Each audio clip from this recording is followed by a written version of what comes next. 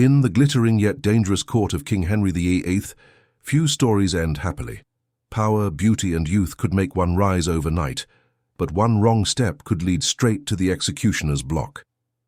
Among those who met this cruel fate was Catherine Howard, the king's fifth wife, a young woman whose charm captured a king's heart, but whose mistakes cost her life.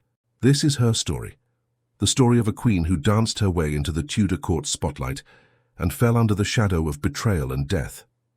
Catherine Howard was born around 1523 into the powerful but troubled Howard family, one of England's most ambitious noble houses. She was the niece of Thomas Howard, the Duke of Norfolk, and a cousin to Anne Boleyn, Henry VIII's second wife, who had also been executed. The Howards were determined to keep their influence over the king, and young Catherine became a pawn in their dangerous game of politics and ambition. Catherine's early life was not one of luxury or strict guidance. Her mother died when she was very young, and her father, a man deep in debt, sent her to live in the household of her step-grandmother, the Dowager Duchess of Norfolk. There Catherine was supposed to learn manners, music, and reading, the skills fit for a noble lady. But the household was chaotic and poorly supervised. Young girls and boys shared close quarters, and flirtations and secret affairs were common. Catherine grew up in an environment filled with temptation, laughter, and recklessness, a place where innocence could be easily lost. During her teenage years, Catherine began relationships with two men in her grandmother's household, first with her music teacher, Henry Manox, and later with a young secretary, Francis Derham. These affairs, innocent in her eyes, would later come back to destroy her.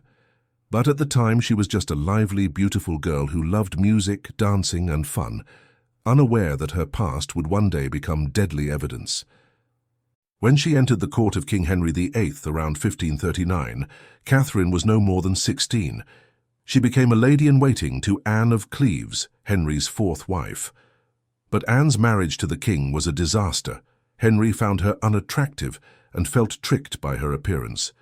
The king, now aging, overweight, and suffering from leg ulcers, was frustrated and bitter. Then he saw Catherine Howard.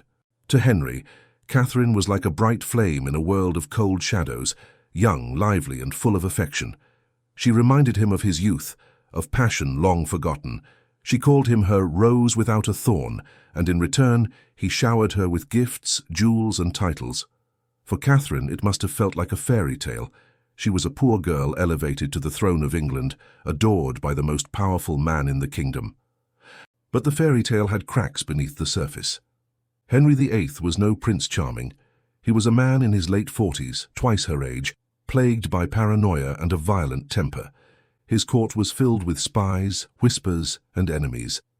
And Catherine, though queen, was still a girl, inexperienced in politics and too trusting of the people around her. Only months after her marriage in 1540, Catherine began to feel lonely. Henry's health kept him away from her, and his moods were unpredictable. In her loneliness, she found comfort in a young courtier, Thomas Culpeper, a handsome and charming member of the king's household. Their meetings were arranged in secret by one of her ladies, Lady Rochford, who was ironically the widow of George Boleyn, Anne Boleyn's brother. The Queen's secret meetings were dangerous beyond measure. If discovered, they would mean death, not only for her, but for everyone involved. Yet Catherine continued to meet Culpeper, exchanging gifts and letters that hinted at forbidden affection. One letter read, "I never longed so much for a thing as I do to see you." Those words would later be used as evidence against her. Meanwhile, rumors began to spread in the court. Enemies of the Howard family whispered about Catherine's past, her relationships with Manox and Derham. Soon Archbishop Thomas Cranmer heard of these rumors and began to investigate. The truth, once buried, began to surface piece by piece. Cranmer presented Henry with evidence of Catherine's past indiscretions, and at first the king refused to believe it. He loved her deeply and couldn't imagine betrayal from the woman he called his rose without a thorn. But when the letters and testimonies were revealed, his heart broke. Love turned to fury. Henry was devastated and humiliated, feeling once again that he had been deceived by a wife. Catherine was arrested in November 1541. She was terrified, confused, and desperate. She denied her guilt at first, But as evidence piled up, she confessed to her earlier affairs with Manox and Derham, though she insisted her relationship with Culpeper was innocent. It was too late. Henry's heart had turned cold. Derham and Culpeper were both executed in December 1541. Culpeper beheaded, Derham hanged, drawn, and quartered. Their gruesome deaths were a warning to all. Catherine, meanwhile, was held prisoner at Sion Abbey, where she reportedly spent her days in tears, praying for mercy that would never come. On February 13, 1542, Catherine Howard was taken to the Tower of London. She was just about 19 years old. According to legend, she practiced placing her head on the block the night before, so she would not tremble in front of the crowd. On that cold morning, she was led to the scaffold, the same place where her cousin Anne Boleyn had died 6 years earlier.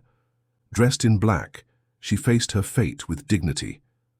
She spoke only a few words, asking for forgiveness and praying for her soul. Then, with one swift stroke of the axe, her young life was ended. Catherine Howard, the fifth wife of Henry VIII, was gone, another victim of love, power, and the deadly game of Tudor politics. Her story is one of tragedy, innocence, and the peril of a young woman caught in the web of royal ambition. She was neither a schemer nor a saint, just a girl who wanted affection and found herself trapped between love and survival. History remembers her as the queen who lost her head for love, but perhaps she deserves to be remembered as something more, a symbol of youth destroyed by a ruthless age.